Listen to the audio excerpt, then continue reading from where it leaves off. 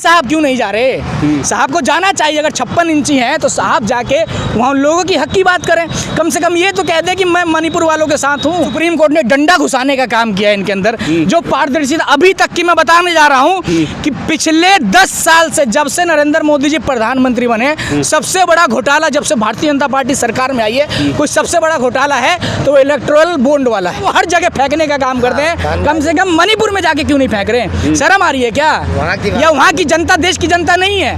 वहाँ की जनता ने चुनाव में वोट देने का काम किया है नहीं किया? आपको हिंदू भाई इजराइल जा रहे हैं नौकरी पाने के लिए, बेबस और मजबूर होके उन्हें स्कीम दी जा रही है और ये चाह रहे हैं कि हम बाहर के हिंदुओं को बुला लें। और हम तो चाहते। नमस्कार, आप देख रहे हैं लाइव टीवी इंडिया और मैं आपके साथ जुनैद अंसारी। और देश में जो है सीए लागू हो चुका है, तो लोग क्या सोच रहे हैं? अंशु ठाकुर हमारे साथ, इनसे बातचीत करेंगे कि सीए लागू हो गया है तो ये क्या सोच रहे हैं। अंशु भाई, पहले तो बहुत बहुत स्वागत है। बहुत बहुत धन्यवाद आपका।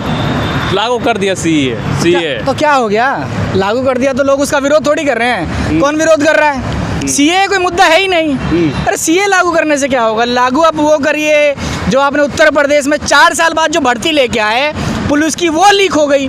उसका पेपर आप कह रहे हैं चुनाव के बाद करवाएंगे।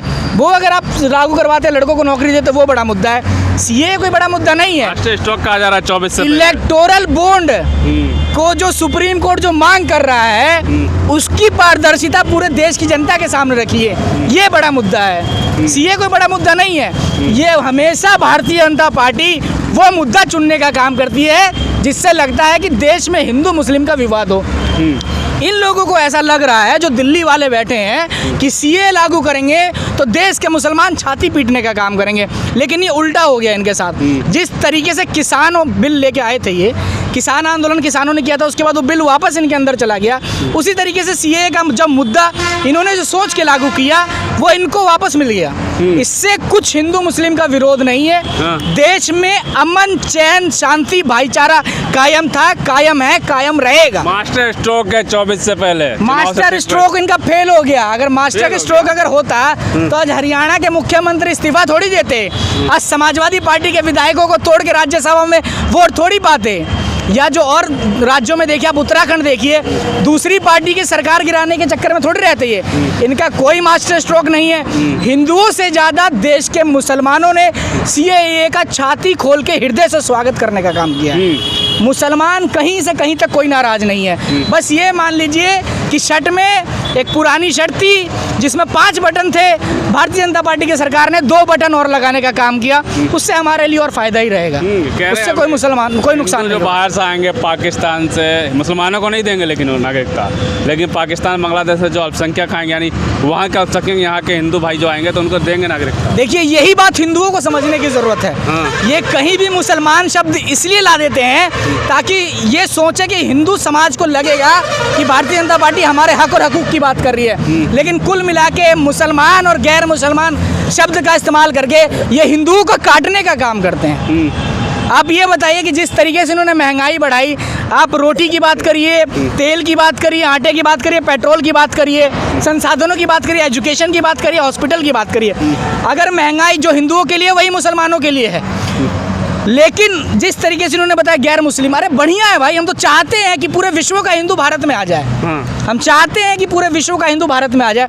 लेकिन आप जो देश में हिंदू रह रहे हैं, उनको तो आप रोटी नहीं दे पा रहे। देश के हिंदू युवाओं को रोजगार नहीं दे पा रहे। बाहर के लोगों को रोजगार देने का काम करेंगे। अरे मोदी जी क्यों बेवकूफ़ बना रहे हैं लोगों का?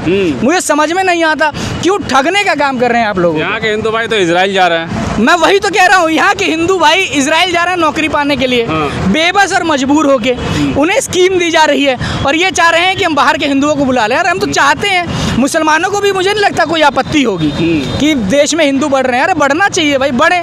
लेकिन यहाँ के लोगों का तो पेट भरे। भाई मेरे घर में कोई मेहमान जब भी मुझे अच्छा लगेगा जब मेरे घर में पहले मेरे घर में रोटी भरी पड़ी होगी।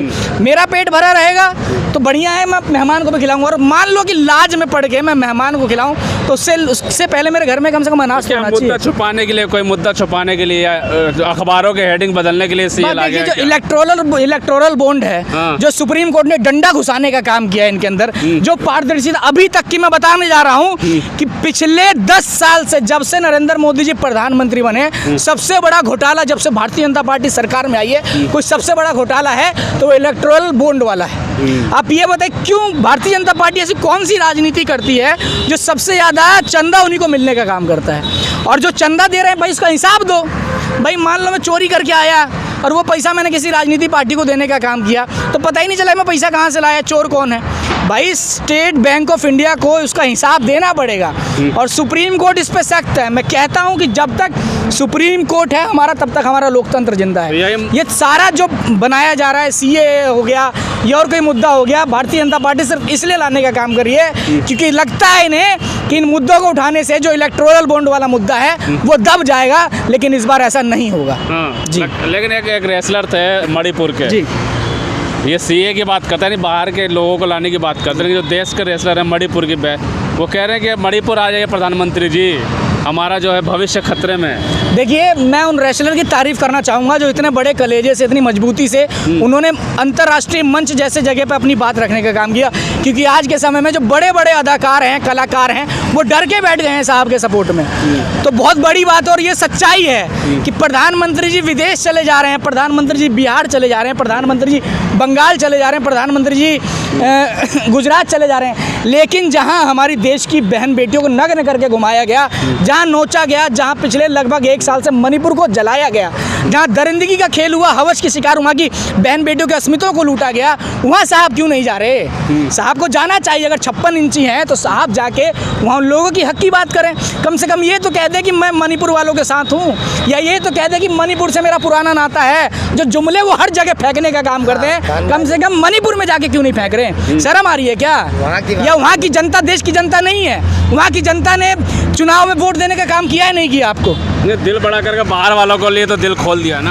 मैं बता तो रहा हूँ, ये पाकिस्तान से, बांग्लादेश से, श्रीलंका से, मिस्र से भारतीयों का स्वागत करेंगे, जैनियों का स्वागत करेंगे, सरदारों का स्वागत करेंगे, लेकिन ये मणिपुर के हिंदुओं का स्वागत नहीं करेंगे। मणिपुर में कोई मुसलमान समाज नहीं रहता। अगर मुसलमानों से इनको इतनी नफरत है तो मुसलमानों के साथ होता तो एक बार को हमें समझ में भी आ जाता कि जो सरकार है, जो इसके बड़े बड़े नेता हैं, वो हिंदू हृदय सम्राट वाले हैं, लेकिन यहाँ तो हिंदू लोग हैं। मुसलमान अभी बीच में दिल्ली में आपने देखा हो जो लात वाला कांड हुआ, उससे भी आहत है, तो कैसे देख रहे हैं देश का मुसलमान, न्याय मिल रहा है? बिल्कुल न्याय नहीं मिल रहा है। और सुनिए, ये सिर्फ मुसलमानों की बात नहीं, सबसे पहले वो तो बहुत गंदा कृत्य था। अगर मैं धार्मिक हूँ, अगर मैं हिंदू हूँ या आप मुसलमान हैं, अगर कोई भी इबादत कर रहा है, अपने भगवान को याद कर रहा है, चाहे वो सड़क पे करे। अगर मैं सड़क पे हनुमान चालीसा पढ़ सकता हूँ तो आप सड़क पे ईद मतलब भगवान को, अपने अल्लाह को याद क्यों नहीं कर सकते? भाई फ्रीडम ऑफ राइट सबके पास है, पूजा करने का हमारा अधिकार सबको है, लेकिन जिस तरीके से उस पुलिस वाले ने तरीका अपनाने का काम किया वो बहुत गलत था। मैं कायदे से बता रहा हूँ, इस मुद्दे को जिस तरीके से मीडिया ने मैनेज करने का काम किया, अगर इसी जगह कोई रोड पे हिंदू हनुमान चालीसा पढ़ रहा होता या कहीं रामचरितमानस का पाठ हुआ होता और किसी पुलिस वाले ने, चाहे वो किसी जाति और धर्म का हो, अगर वो लात मार देता, तब आप देखते कि आज देश में किस तरीके से आगजनी होती।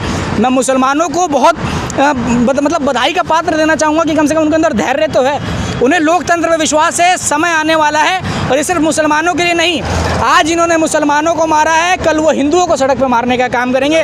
क्योंकि जिस तरीके से आप उत्तर प्रदेश की बात करिए ना, हम उत्तर प्रदेश में खड़े हैं, उत्तर प्रदेश में जो हमारे मुख्यमंत्री हैं वो राजपूत समाज से हैं। जब बाबा की सरकार बनी तो लोगों को लगा कि ठाकुर आज़ाद घूम रहे हैं, लेकिन आज देखिए भारतीय जनता पार्टी जो चुनाव के समय अगर किसी का टिकट काटने का काम कर रही है, किसी को बेवकूफ़ बनाने का काम कर रही है, तो सबसे ज़्यादा क्षत्रिय समाज का बनाने का काम कर रही है। मैं शुरू से कहता आया हूँ, जो भारतीय जनता पार्टी है ये ना किसी जाति की है, ना किसी धर्म की है, ये सिर्फ हमारे दो की पार्टी है, जिनके लिए आज इलेक्टोरल बॉन्ड छुपाने का काम करे, उस मुद्दों को दबाने का काम करे, सिर्फ उन्हीं 2 लोगों को बचाने का काम कर रही है।